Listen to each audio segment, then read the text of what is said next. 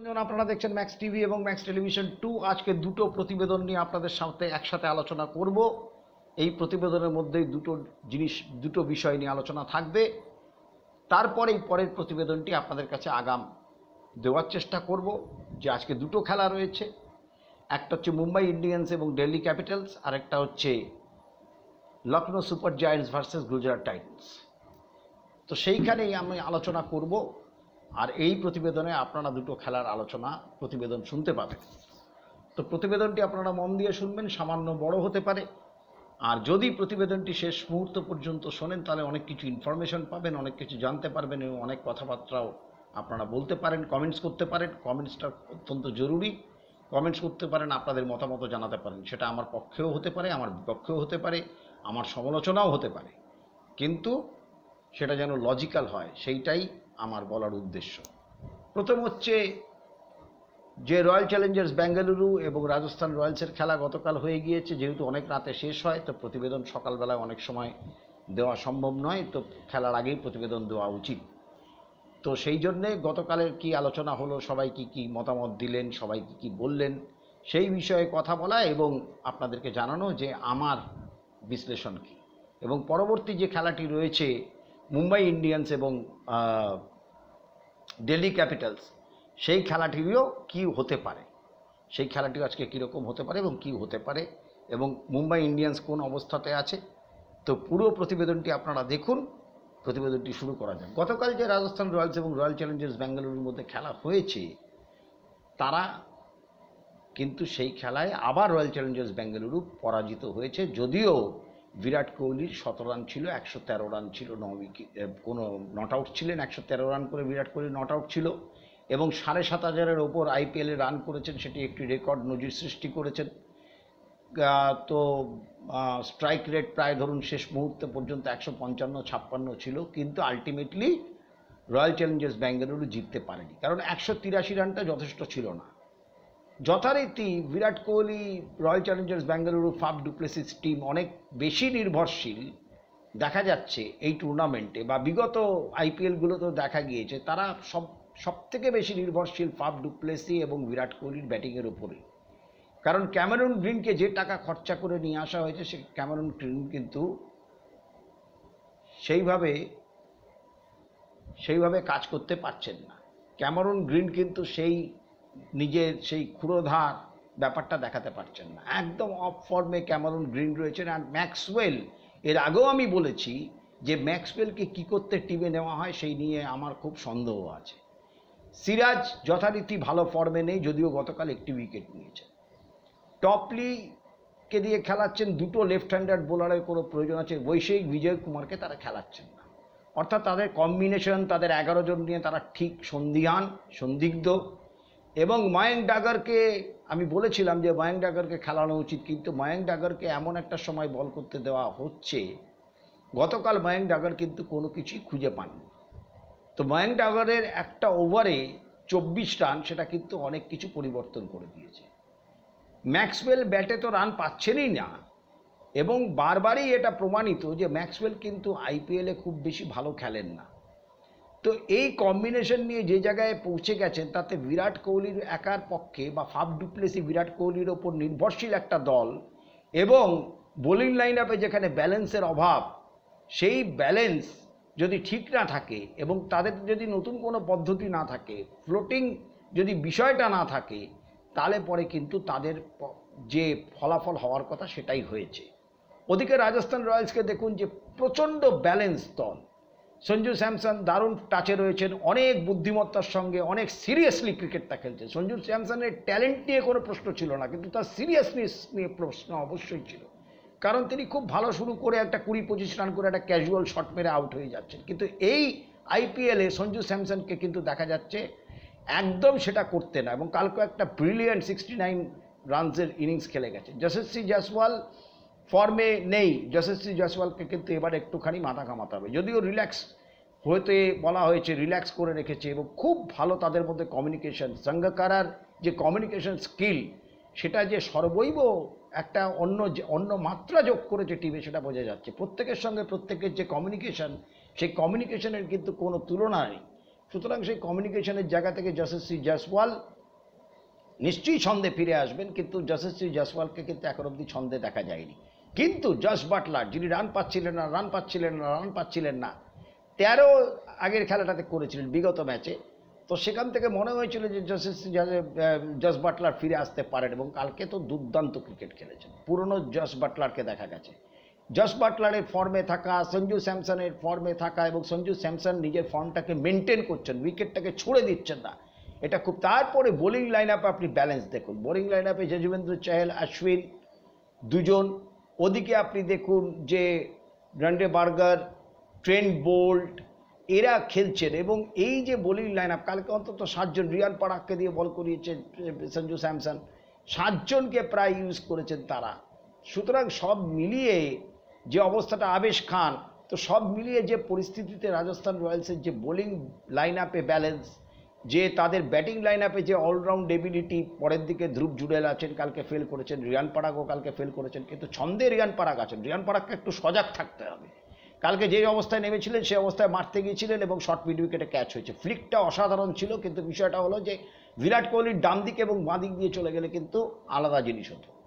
তো সব মিলিয়ে যেটা হয়েছে সেটা হচ্ছে যে একদমই ভালো জায়গায় কিন্তু রয়্যাল চ্যালেঞ্জার্স বেঙ্গালুরু নেই, এবং অভিষেক বিজয় কুমারকে কেন খেলানো হচ্ছে না এটা তারাই বলতে পারবেন। তাদের ব্যালেন্স তারা করতে পারেননি টিমের মধ্যে। প্রথম 11-য় ম্যাক্সওয়েলকে নিয়ে বিশেষভাবে ভাবতে হবে, কারণ ম্যাক্সওয়েল কিন্তু কোনো সময় সেইভাবে কন্ট্রিবিউট করেন না। তার বোলিংয়ে কন্ট্রিবিউশনের থেকেও তার ব্যাটিংয়ে কন্ট্রিবিউশনটা ভীষণভাবে জরুরি। বোলিংটা হচ্ছে তার পার্ট টাইম একটা ব্যাপার, পার্ট টাইম এসে তিনি বল করলেন সেটা অন্য বিষয়। বিরাট কোহলি, ফাফ ডু প্লেসিসের ওপর নির্ভর করে রয়্যাল চ্যালেঞ্জার্স বেঙ্গালুরুর এই আইপিএলে মোটামুটি আশা শেষ হয়ে গেছে। তাদের পক্ষে টানা 7টা-8টা ম্যাচ জেতা অসম্ভব আপাত দৃষ্টিতে, যদি ক্রিকেটে অসম্ভব বলে কোনো কথা নেই, কিন্তু এক্সট্রাঅর্ডিনারি কিছু করার মতো দেখা যাচ্ছে না। একা বিরাট কোহলিকে ছন্দে নিয়ে, আবার বিরাট কোহলি সমালোচিত হচ্ছেন স্লো খেলেছেন বলে, তো বিরাট কোহলির তো একার দায়িত্ব না। 156তে স্ট্রাইক রেট ছিল, তাদের কাছে দীনেশ কার্তিক ছিল, তাদের কাছে রজত পাটিদার ছিল, তাহলে মণিপল লোমড়োকে কেন রজত পাটিদারের জায়গায় খেলালেন না, সেটা কারোর বোধগম্য নয়। সুতরাং তাদের টিম কম্বিনেশন যদি তারা ঠিক না করতে পারেন, বিশেষ করে বোলিং লাইন আপে আকাশদ্বীপের মতো বোলারকে তারা বসিয়ে রেখে দিয়েছেন, অভিষেক বিজয় কুমারকে তারা খেলাচ্ছেন না।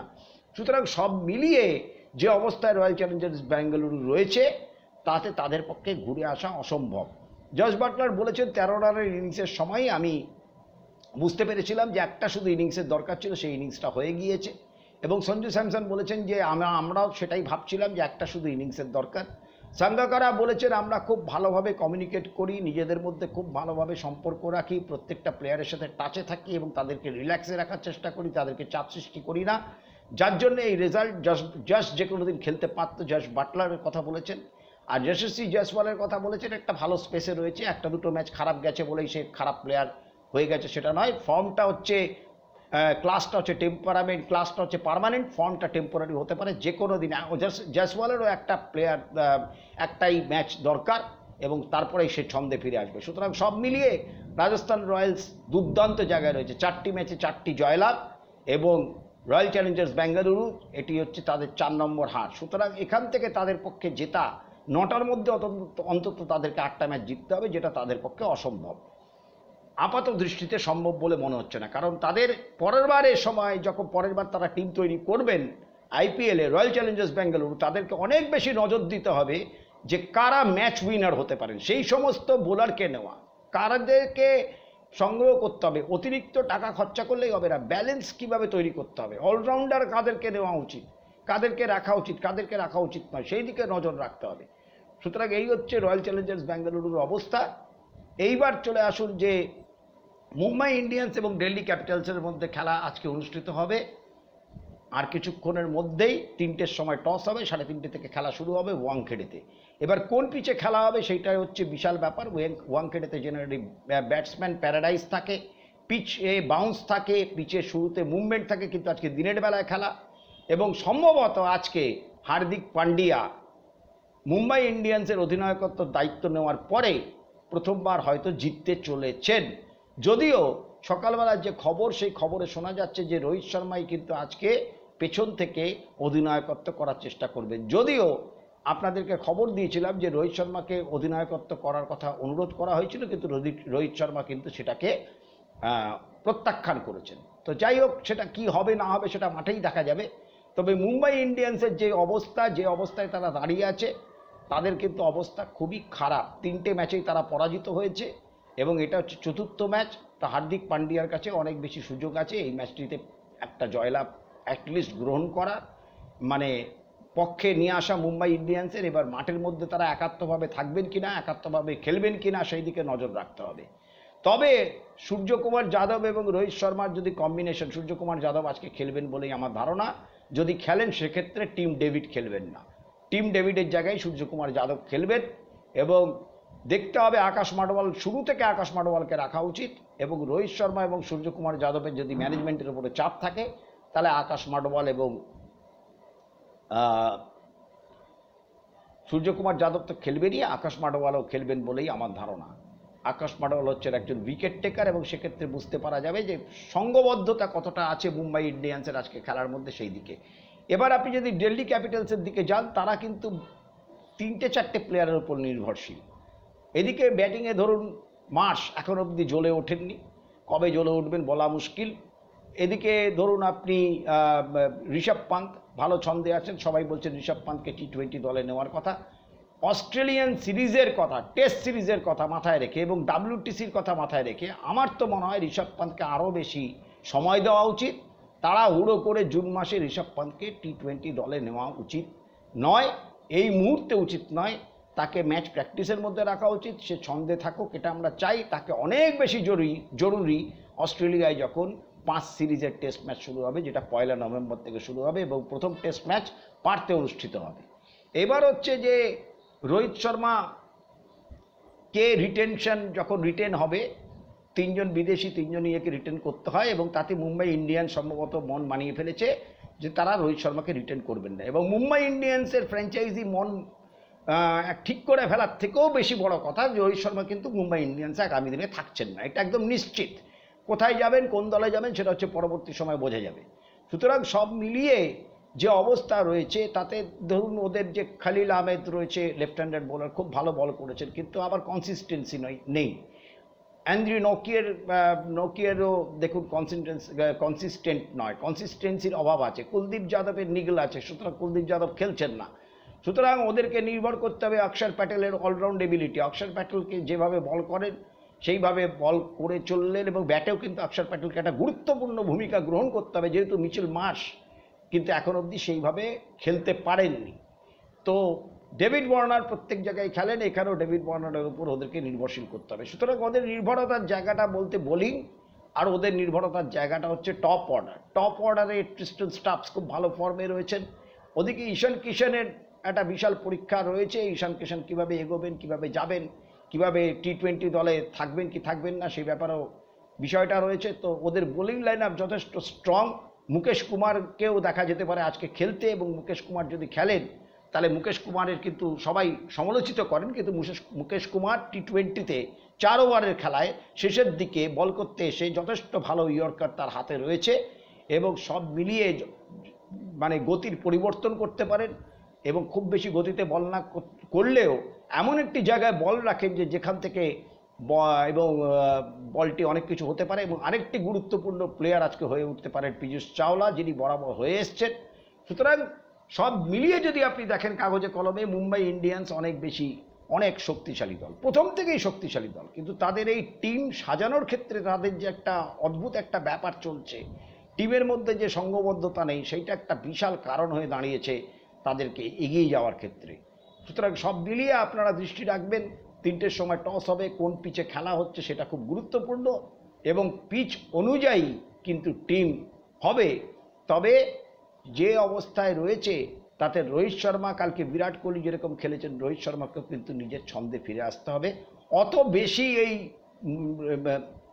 হার্দিক পান্ডিয়ার বিষয়টিকে নিয়ে আর রোহিত শর্মার কোনো রকম গুরুত্ব দেওয়া বা মুম্বাই ফ্র্যাঞ্চাইজিকে নিয়ে প্রফেশনালি তিনি তার নিজের খেলা খেলুক, তিনি প্র্যাকটিস করুন T20 ওয়ার্ল্ড কাপেরকে মাথায় রেখে, কিন্তু মুম্বাই ইন্ডিয়ান্স ফ্র্যাঞ্চাইজি নিয়ে আর তার বেশি মাথা ঘামানো উচিত না। কারণ তিনি যতটুকু তার আচার আচরণ দেখে মনে হচ্ছে মুম্বাই ইন্ডিয়ান্স রিটেন যদি তাকে করার চেষ্টা করেন তাহলে উনি থাকছেন না, উনি মুম্বাই ইন্ডিয়ান্স আগামী দিনে ছাড়তে চলেছেন। তো সেটা মুম্বাই ইন্ডিয়ান্সের পক্ষে কতটা সুখকর হবে সেটা পরবর্তী সময় বোঝা যাবে। তবে আজকে একটা জেতার সুযোগ রয়েছে এবং সেটাকে সদ্ব্যবহার করতে পারেন নাকি হার্দিক পান্ডিয়া এবং কোম্পানি। আর রোহিত শর্মা টি20-র প্রস্তুতি হিসেবে বাকি ম্যাচগুলোকে কিভাবে খেলেন, কিভাবে নিজেকে মেলে ধরেন, সেই দিকেই নজর থাকবে। আর সূর্যকুমার যাদব বা ফিরে এসে কীরকম খেলেন সেই দিকেও আমাদের কড়া নজর থাকবে। সব মিলিয়ে আপনারা নজর রাখুন ম্যাক্স টিভি এবং ম্যাক্স টেলিভিশন 2-এর দিকে। আপনাদেরকে সমস্ত এই ছোট্ট প্রতিবেদনের মাধ্যমে দুটো খেলার সারবর্তা জানালাম। আপনাদের যদি প্রতিবেদনটি ভালো লেগে থাকে তাহলে আপনারা অতি অবশ্য শেয়ার করবেন, লাইক করবেন, কমেন্টস করবেন এবং ম্যাক্স টিভি এবং ম্যাক্স টেলিভিশন 2কে সাবস্ক্রাইব করতে ভুলবেন না। অনেক অনেক ধন্যবাদ।